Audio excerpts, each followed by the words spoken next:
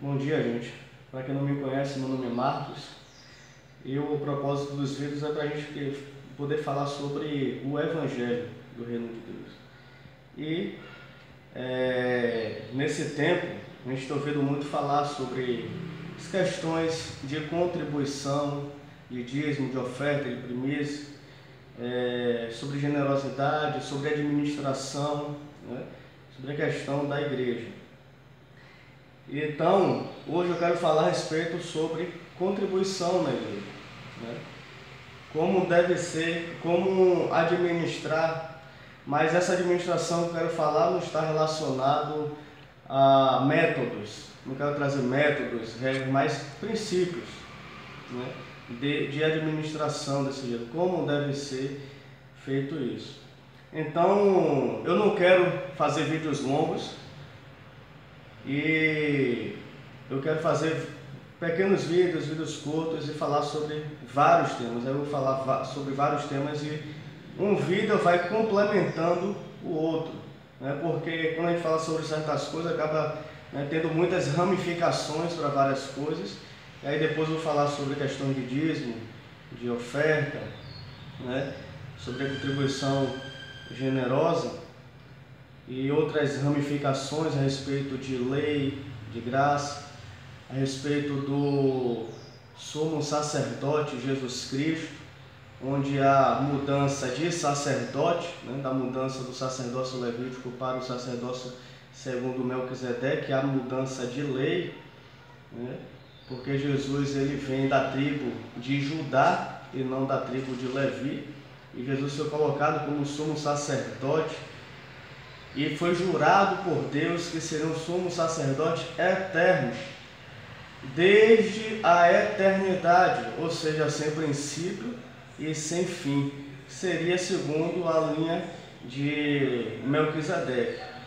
Então, esse é o Evangelho do Senhor Jesus Cristo. E eu quero falar a respeito de Atos capítulo 4, versículo 32. Fala mais ou menos assim: da multidão dos que creram, era o coração e a alma. Era uma igreja una, né?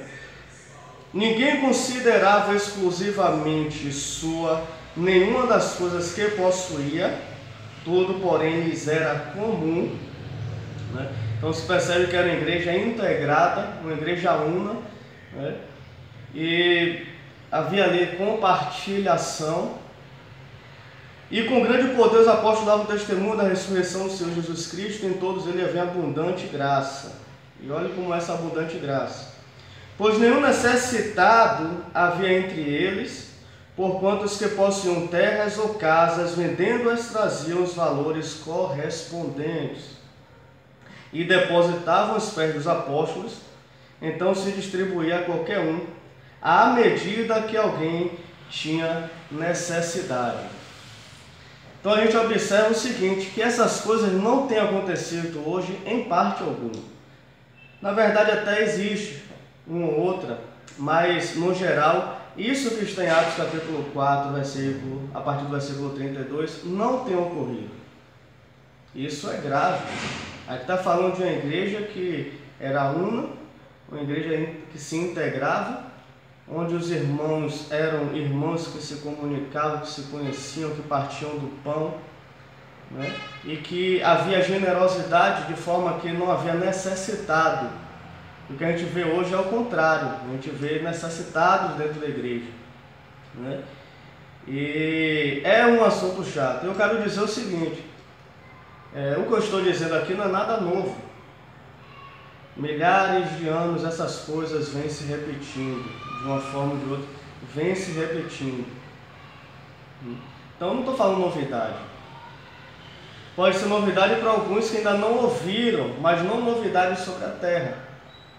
Porque essas coisas se repetem constantemente. E o Evangelho é justamente isso, repetição, como João falou. João falou, não estou ensinando nada novo, vocês já ouviram isso, e eu estou trazendo novamente isso para que vocês se fortaleçam, porque tem um ditado que é o seguinte, a gente começa a aprender quando a gente estiver cansado de ouvir, né? Então, como eu falei, eu não quero falar sobre métodos, mas sobre essa questão de princípios.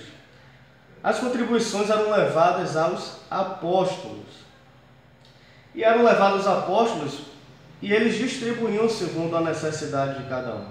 E eram os pés dos apóstolos, não era no bolso dos apóstolos, não era na conta bancária dos apóstolos, né? E eles não se enriqueciam com isso, eles distribuíam, né, conforme a necessidade. E eles só receberam até o momento, né, em que foram instituídos os diáconos. Aí você vê que os diáconos passam a administrar isso, porque os apóstolos não queriam administrar nessa situação a respeito das viúvas, né, dessa distribuição e tal. E os diáconos ficaram responsáveis por essa questão. Você percebe que não havia no coração dos apóstolos ganância alguma, né? Então muitas igrejas estão arrecadando e dando altos salários aos pastores, né? E a conta da igreja também, contas de milionárias e tal. Tem igrejas aí que tem contas de 50 mil, outras de 100 mil, outras de 1 milhão, outras de 10 milhões, e aí vai crescendo, né? E dando altos salários aos pastores, né? E há na igreja uma discrepância no estilo de vida dos pastores em relação às ovelhas. Quando você vê que está tudo em comum, onde não havia discrepância pelo princípio, né? Não havia discrepância dentro da igreja, a gente observa hoje a diferença. Hoje existe uma discrepância, gente muito pobre dentro da igreja e gente muito rico na igreja, iniciando pelos pastores, que estão recebendo altos salários, né? E se acham no direito. Mas a gente está vendo aqui a respeito de princípios. Como é que tem que ser administrado isso, né? Lá na Bíblia fala, lá em Malaquias, que os dízimos eram trazidos à casa do tesouro para a manutenção da casa e tal. Quem é a casa de Deus? Não somos nós, Igreja Viva? Quem são os sacerdotes? Não somos nós, sacerdotes? E Jesus, o sumo sacerdote, né? Então, se aqueles dízimos da oferta eram trazidas e tal para a manutenção da casa, não somos nós, casa de Deus? Porque existe essa discrepância entre uns e outros, entre os líderes e os que se dizem liderados, onde todos, na verdade, são irmãos, né?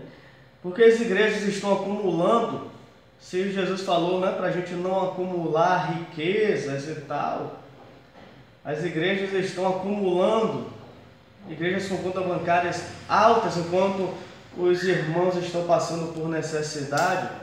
E quando há identificação de um irmão que está passando por necessidade, ainda vem mais um peso, porque o pastor diz assim: irmãos, tem gente passando por necessidade, vocês não estão fazendo nada, vamos arrecadar dinheiro e tal.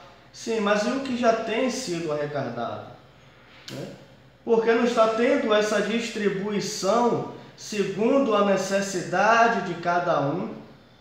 Eles estão preocupados em construir templos, estão preocupados em fazer igrejas para que o nome da sua igreja seja colocado sobre toda a terra, onde na verdade o crescimento do Evangelho não tem a ver com denominação, porque o Evangelho tem se espalhado sobre toda a terra, mesmo que o nome da igreja tal não esteja em toda a terra, mas o Evangelho está em toda a terra, né? E algumas igrejas também, né, têm feito uma questão de franquia, né? Às vezes uma igreja pequena, aí ela se liga a um ramo, né, uma rede grande, e aí aquilo que se arrecada passa para essa matriz, para essa rede e tal, sem se preocupar muitas vezes com o que está acontecendo localmente. E esse dinheiro está indo, né, como se fosse uma pirâmide, né, indo para cima, né, mas para cima daqueles que estão no controle desse sistema religioso, né? E o intuito disso é enriquecer alguns, mas existe uma desculpa. A desculpa traz algo espiritual, como uma cobertura espiritual. Essa igreja pequena aqui precisa de uma cobertura espiritual. Então se liga a uma rede maior, e aí diz que está tendo agora uma cobertura espiritual, coisa que a gente vai falar mais a respeito disso. Mas vou trazer um bom exemplo. Um dia desse eu estava assistindo um vídeo de um pastor, ele estava construindo algumas casas, né?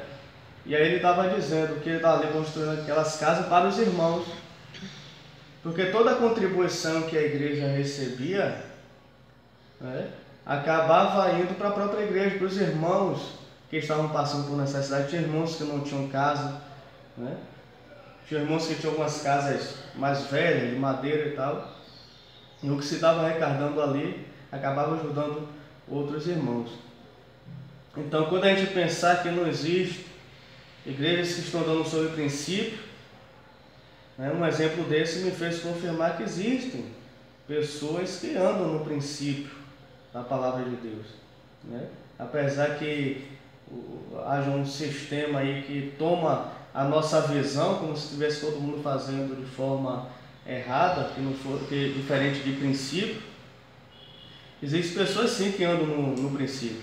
Então isso me fez ver, né, que há pessoas, que há comunidades, né, que há congregações, irmãos unidos, que estão fazendo a coisa certa. Talvez não tenha cobertura, né, espiritual de uma igreja grande, mas tem feito o princípio, né? Isso que é importante. Então, depois eu vou fazer mais vídeo, não quero me prolongar a respeito dessa situação, mas já te mostra algo que está na palavra e que na prática não tem acontecido, né? E vocês que estão em alguma congregação de irmãos, né, em alguma comunidade, que prestem atenção a esse princípio, para que comecem a agir segundo esse princípio, que o dinheiro era colocado aos pés dos apóstolos para serem distribuídos, né? Não era porque eu estou dando para o apóstolo. Não, os irmãos que ofertavam, eles sabiam da necessidade de toda a igreja, então eles entregavam os apóstolos para uma administração mais equitativa, né? Para ser distribuída de uma forma mais adequada, que depois passou-se essa responsabilidade para os diáconos, né? Então isso aqui é princípio. E a graça, que está falando que eles cresceram em graça, é relacionado a isso, né? A gente não pode falar de graça ou de uma igreja que anda na graça de Deus se não estiver observando esse princípio da igualdade entre os irmãos, né? Então eu quero agradecer a você mais uma vez por assistir esse vídeo, que vocês observem, né, a palavra de Deus. Não vejam, não me ouçam e alguns podem achar que eu estou certo em tudo, mas vocês precisam, né, observar todas as coisas, reter o que é de bom, né? E o que eu mais quero, né, é que as pessoas procurem entender, buscar a palavra de Deus, meditarem na palavra de Deus. E quando forem meditar, peço a Deus para que se esvaziem de todos os conceitos e preconceitos, daquilo que já tem ouvido, daquilo que já aprendeu, né? Para que o próprio Deus traga um entendimento a respeito do qual Ele quer, né, que se entenda o verdadeiro Evangelho, né? E oro para que vocês tenham bons orientadores, líderes e tal, mas que vocês discernam o que é certo e o que é errado, e que Deus os encha de sabedoria. Amém.